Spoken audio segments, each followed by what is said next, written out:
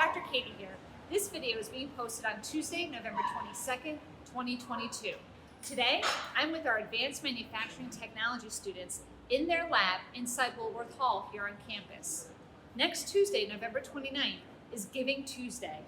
This year, we have our sights set on 110 contributions to support student services and life-changing scholarships. Why 110, you ask? Well, because in 1912, that's 110 years ago, Johnson College began serving our community by providing men and women with the best hands-on technical education in the region.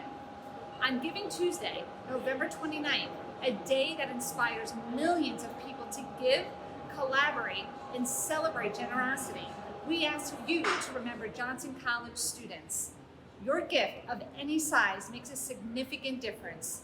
Let's work together for their successful future. Plus, I'll be matching the first $500 in contributions. Please visit johnson.edu/givingtuesday to make your contribution today. That's right, our Giving Tuesday webpage is now live so that you can contribute a little early.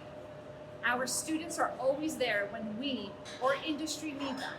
Now it's our time to be there for them. Please consider donating today. Thank you.